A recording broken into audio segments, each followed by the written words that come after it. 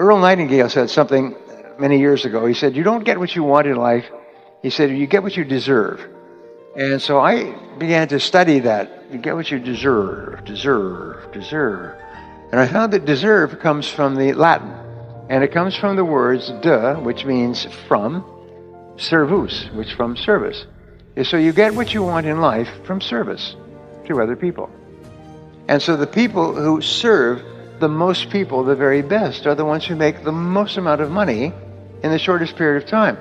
But here's something else, is when you help other people improve the quality of your life, your self-esteem goes up. And your self-confidence goes up, and you feel happy, and you like yourself more, and you like other people. It's the most amazing darn thing, is you just put your life on this wonderful upward spiral by deserving that people will buy from you, by looking for ways to help them. How can I help this person to improve the quality of their life and their family and their work? So see yourself as a helper, and your job is to deserve more. And you'll find, you look at the Steve Jobs and the Bill Gates and the multimillionaires who are individuals, and you think, these people focused. They had this obsession with a product of some kind that would really help people to improve the quality of their lives. And that's all they think about and all they talk about. And the only people who succeed in those companies are people who have this same obsession with customer service. Tom Peters, in his book In Search of Excellence many years ago, he said the most important principle of all was the obsession with customer service. Is that the most successful and highest paid people just think about serving people and helping people improve their lives all the time. So that's the most important level of competence that you want to achieve. First of all, you have clear goals, and then you say, what is it that I really love to do that really helps other people to improve the quality of their life? And how can I become really good at doing that more and more of the time? The third C is the C of concentration. And these are not necessarily in order, but in a way these are. The C of concentration is your ability to focus, which we've talked about before. It's your ability to focus single-mindedly on one thing at a time, and to work on that one task until it's complete. And to discipline yourself not to do anything else, or to become distracted by emails and bells and bips and noises and things like that. It's just your ability to focus like a laser beam on a single task. I wrote a book a few years ago, and it was called Double Your Income and Double Your Time Off. And I sent it to a publisher. And the publisher said, a book's title is really important. He said, well, it's an interesting title, but it's kind of bland. And one of the titles, Chapter 15, there's 21 great ways to stop procrastinating and get more things done faster. And one of the chapters was called Eat That Frog. And Eat That Frog came from you know my book. It came from a story by Mark Twain, where he said, if the first thing you do when you get up in the morning is you eat a live frog, you'll have the pleasure of knowing that's probably the worst thing that's going to happen to you all day long. And Mark Twain was just an incredibly good humorist. And he said, and there's two corollaries to that rule. Number one is if you have to eat a frog at all, it does not pay to sit and look at it for very long. Get on with it, get it over with. He said, and the second corollary is if you have two frogs to eat the ugliest one first. A good friend of mine from here in Salt Lake, or actually in Salt Lake, says that the key to success is do the worst first. Eat the ugliest frog first. And I really like that. And so your job is to eat that frog. So my publisher came back to me and he said, if you could take this title and take it and make it the title of the book, and then run the theme of eating a frog, getting prepared, getting ready, picking the most important things first, all the way through, we could publish it as a book and it might sell a few copies. Today it's past 10 million copies in 46 languages. It's the best-selling book on time management in the world. And I've had countless people come to me all over the world because it's in so many languages. And they say, this book made me rich. This book made our company the number one company in Europe, number one company in the country. It made us rich. They said it made me double, triple, quadrupled my income. people have transformed their lives by this simple concept. And the concept is, once you have determined the most valuable and important thing you can do, start with that first and do only that task until it's complete. Now, the first time that you try to do this, you will find it's quite difficult. Napoleon Hill did a subsequent book to his book, Think and Grow Rich. It was called The Master Key to Riches. And after 260 pages, he gives you the answer, the Master Key to Riches. In the first paragraph, he explains, in this book, you will learn the Master Key to Riches. And so it's a whole book on motivational ideas and principles. And the last line of the last chapter of the last page is, now you know the Master Key to Riches is self-discipline. And what we have found is that the most successful people have come to that conclusion as well, is that self-discipline is the master key to success. So for you to write down your goals and make a plan and set priorities and start with your most important task takes tremendous self-discipline. If you haven't done it up to now, it's so hard. But Goethe said everything is hard before it's easy. And everything at the beginning is difficult, but later it becomes easy and automatic. You have to force yourself to discipline yourself at the beginning, but after that, it becomes easier, and you actually feel happy. Now, here's the most wonderful thing. When you discipline yourself to start and complete a task or a part of a task, you feel like an athlete. So here's my question. If an athlete runs in a race and comes in first, what do they call this person? The winner. Exactly. I've studied this hundreds, thousands of hours.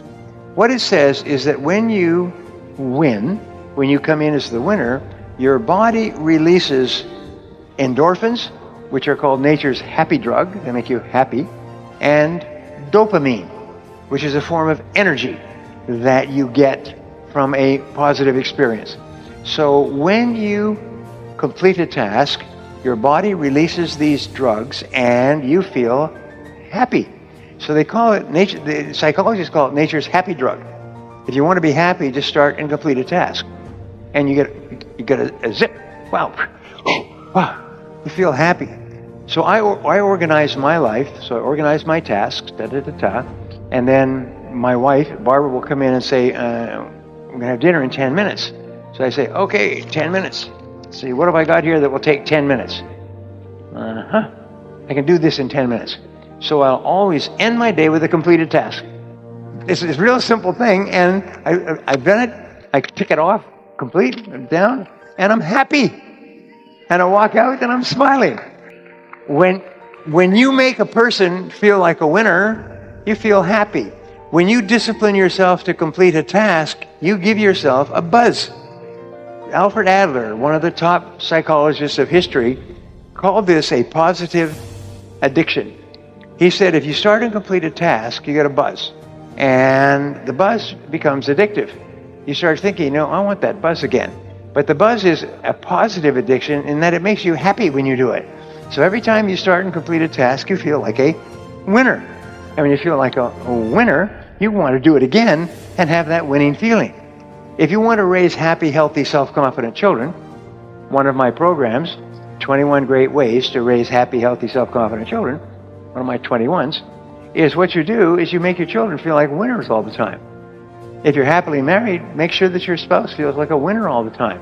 How do they feel like a winner? Is when you praise them or compliment them, thank them for what they did, acknowledge their success, whatever it happens to be, make them feel like a winner. Because every single time you start and complete something, and it's acknowledged, the person feels like a winner. Do you know that the greatest speed records, Olympic records, are always broken in front of the biggest crowds? Interesting point. The biggest crowds. You get 10,000 people, you get a record. You get 50,000 people, wow. 100,000 people, they break all the world records. Because the greater the amount of praise and that you get from winning a race or potential winning a race, the faster people run. Interesting thought. So those are the first three. Clarity, be absolutely clear about your goals and what you need to do to achieve them. And competence, become very good at your tasks. And number three is concentration. Concentrate single-mindedly on your most important task and stay with it until it's complete. By the way, I could speak for 2 days just on concentration, and I have taught these principles all over the world, but that's all that you need. Start and finish your most important task. Number 4 is constraints. Now, constraints is a concept that was developed in Tel Aviv by a management consultant many years ago, and it says that between where you are today and where you want to be sometime in the future, a goal, there is always one constraint or choke point that determines the speed at which you get from here to here. That's the constraint. So the art of life is to identify the constraints that are holding you back from achieving the goal that you want to achieve. And it could be something simple like finding a parking space. It could be something simple like getting your shopping done and so on. Continually ask, what is the constraint or limiting factor is what they call it, the limiting factor between here and where you want to go. So you say to yourself, all right, you want to achieve a particular goal. So you ask yourself, what is the one factor that determines the speed at which you achieve that goal? What is the one factor that determines the speed at which you achieve your most important goal? And you work with your downline, you work with your consultants, you work with other people, and you help them to be absolutely clear. And don't try to change the world. Try to change one thing, one factor. Try to alleviate the one factor, and that'll change your whole life. It's unbelievable. So you say, all right, let's talk about selling. And I could speak about selling for days and days as well. Let's talk about selling. Well, we want to earn more money. Do we want to earn more money? Say yes. How would you like to double your income effective this next week? Okay. I have a seminar that I do, by the way. It's 7 ways to double your income in the next 7 days, and it's all based on hundreds of hours of research and blah blah. But I'll give you just one. I was thinking I could spend the whole day on the 7, but I'll give you just one. Is what determines your income today? What's the constraint? What's the factor? Well, the limiting factor is the number of people who you sign up to join the business. That's pretty much it. Oh, it could be something different, but or it could be closing the sale. It's getting that person to come on board and become active and get busy and start talking to other people and both using and selling the product. Figure out what it is. But let's just say that it is the number of people that you talk to on a daily, weekly, monthly basis. And I give this little formula when I'm talking to sales audiences, and in reality we're all in sales. And I say, the average person in America who earns a full-time living from sales, and sales is on their business card, about 17% of the population, spends about 90 minutes a day talking to new potential customers. 90 minutes a day. And this goes back to 1928, all the way forward, 90 minutes a day. Well, there's 8 hours in a working day, so that means the person is spending 1/5 of each working day talking to new potential customers. So if you want to double your income, it's very simple to do. And you all know what the answer right now is: spend 180 minutes each day talking to new people. Now, you can't control or determine which one of them is going to buy or join or something else, but you know that if you speak to enough people will join or buy or become customers or become distributors and so on. So therefore, just double the number of minutes. I call this Brian's minutes theory. Double the number of minutes from 90 minutes to 180 minutes. Or if you're working whatever number of minutes today, and you could calculate that, track it for a week. Every day, track how many minutes you're spending talking to new people about this business, then double the number of minutes. Now, you can't double the number of minutes overnight. It may take you a week or 2 weeks. But my promise to you is that if you double the minutes, you'll double your income. If you double the minutes you spend face to face, head to head, eye to eye, ear to ear, you say knee to knee, heart to heart. If you double the minutes, you double your income. And I've had countless people come to me, and it's interesting, they come up at the seminar and say, that's a bunch of BS. I've been in my business for years. This competition is so tough. You can't double your income just blah, blah, blah, blah, blah. And then I come back 6 or 12 months later, and they come up to me and they say, do you remember me? And I don't. But they say, I told you it was a bunch of BS about doubling your face time and doubling your income.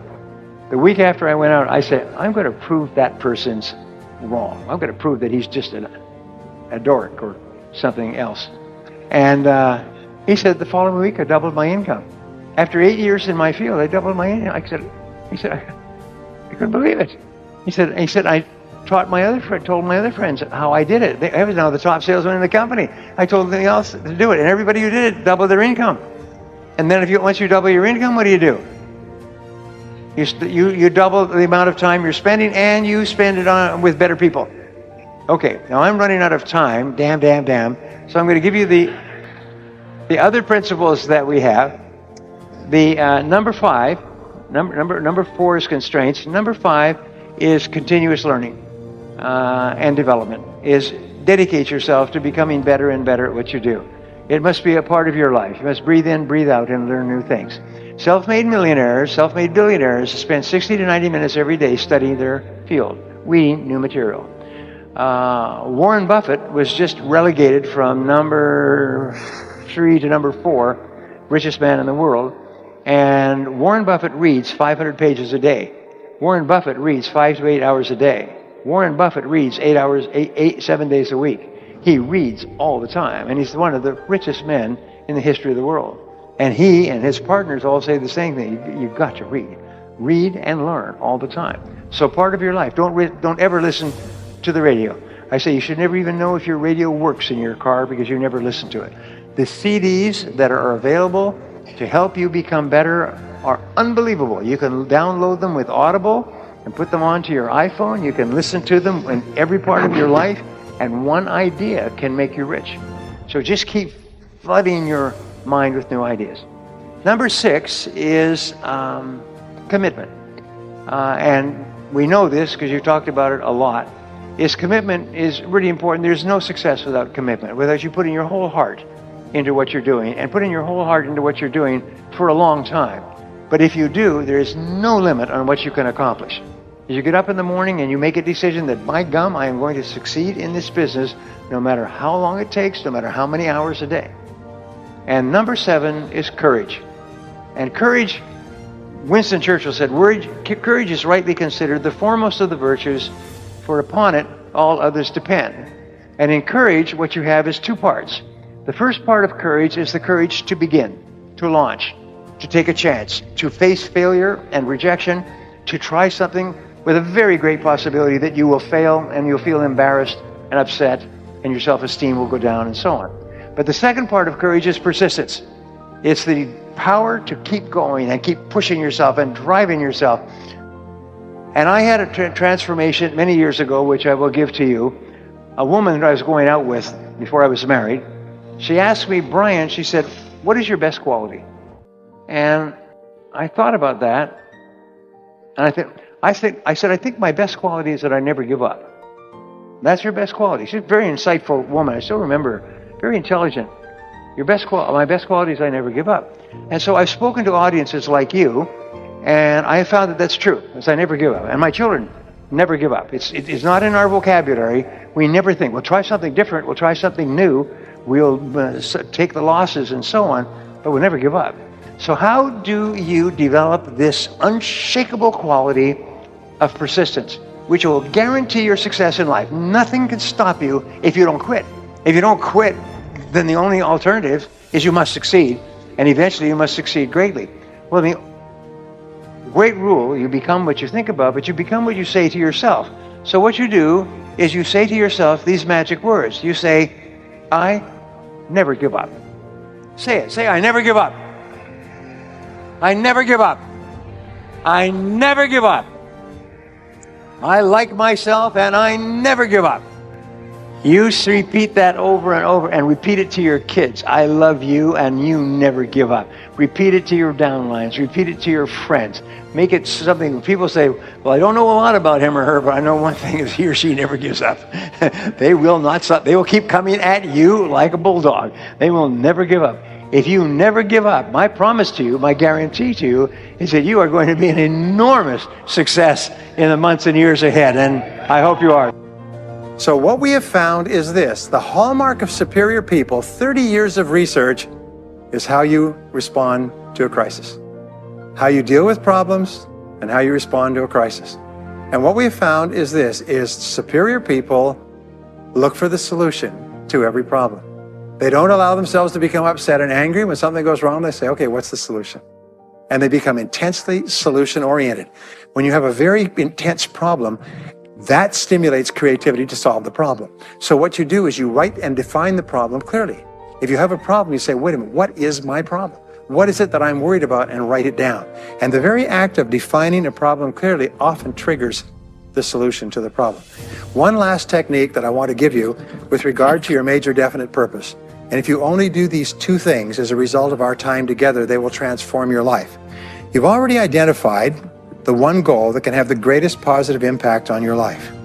Now what you do is you take that goal and you write it at the top of a page in the form of a question. And you say, let us say your goal is to double your income. That could have a major impact on your life. You say, what are all the things that I could do to double my income in the next 12 months? Write it as a clear question. Even better, if you're earning $50,000 a year today, write, what could I do to earn $100,000 over the next 12 months? The more specific the question, the better. Then you devote yourself to writing 20 answers to this question. You must write a minimum of 20 answers. Work harder, work smarter, start earlier, stay later, change occupations, upgrade my skills, whatever it is, keep forcing yourself to write till you've written 20 answers. We call this mindstorming. The first 3 to 5 answers will be easy. The next 3 to 5 answers will be difficult. The last 10 answers will be incredibly difficult.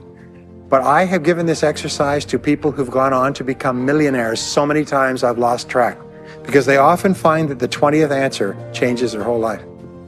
And if you've ever done this once, it's absolutely staggering. More people have become millionaires with this simple idea of mindstorming, what I call the 20 idea method, than any other single method of creative thinking ever discovered.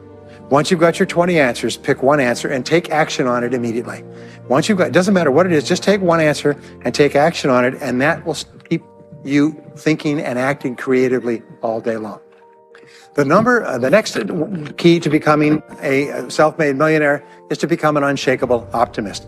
Unshakable optimist means that you think and talk about what you want most of the time. Optimists think and talk about what they want. They look for the good in every situation. They seek the valuable lesson. They're constantly feeding their mind with great ideas, which opens up new perspectives. What I have found is that optimists have 3 wonderful qualities. Number 1 is they learn more things. As a result, they dramatically increase the likelihood that they will learn the right thing at the right time. Number 2 is they try more things, which dramatically increases the likelihood that they'll try the right thing at the right time. And number 3 is they persist. They never give up. Optimists make a decision that once they've decided they're going to become wealthy, they just never stop until they achieve that goal. Now, will they have many setbacks and obstacles and difficulties? Do you know that almost everybody succeeds in a different direction from what they originally intended or from what they originally thought, but they just keep going. Almost like a football player running down the field, running, blocking, changing, moving back, forward, continually, but never loses sight of the goal. So optimists learn more things, try more things, and persist longer. I want to leave you with the last 2 qualities of self-made millionaires. Second to the last quality is that they develop the qualities of courage and persistence. I said before, the biggest single obstacle to success is the fear of failure. The antidote to the fear of failure is the habit of courage. And what we know is that you need 2 types of courage to succeed. The first type of courage is the courage to begin. It's the courage to launch with no guarantees of success. Someone once said that if all obstacles must first be removed, nothing will ever get done. So successful people are willing to think, plan, make decisions, and then take action with no guarantees. We say leap and the net will appear. Take action with no guarantees and then learn. The second part of courage is the courage to endure. It's the courage to persist. It's the courage to keep on keeping on. It's to make the decision in advance that you will never give up. No matter what happens, you will never give up. You will get knocked down over and over again, but you'll never give up. And the interesting thing is, if you make that decision in advance, you'll find yourself continually bouncing back. So courage means the courage to begin and the courage to endure. And the final quality of self-made millionaires, and Napoleon Hill called this the master key to riches. After studying 500 of the richest people in American history, he said it's the quality of self-discipline. It's the ability to make yourself do what you should do, when you should do it, whether you feel like it or not. The quality of self-discipline is the quality that will make you a big success. It's the ability to force yourself to do what you know you should do. And here is the wonderful discovery. This persistence is self-discipline in action. Every time you persist, you build your self-discipline. Every time you practice self-discipline, you build your ability to persist. And the two of them are tied into your self-esteem. So the more you persist, the more you like yourself. And the more you like yourself, the more discipline you have. And the more discipline you have in practice, the more you like yourself. As a result, the more you persist. And eventually you get onto an upward spiral where you become absolutely unstoppable. You reach the point where you know you can achieve the goal and nothing in the world can stop you. And every step that you take forward makes you stronger and stronger and stronger until finally people say, I know one thing about him, I know one thing about her. You cannot stop him or her. Once they decided they want something, they will not stop until they get it. And when you develop that quality, there will be nothing that is impossible to you. So let me just leave you with these last points. We're living at the very best time in all of human history. More people are going to make more money in the next few years than have ever been made in all of human history. More people are going to become millionaires and are becoming millionaires today at a faster rate than we've ever thought possible. And no one is better than you and no one is smarter than you. And if you do what other self-made millionaires do, then nothing in the world can stop you from eventually getting the same results as other self-made millionaires. And I hope you do. Thank you very much.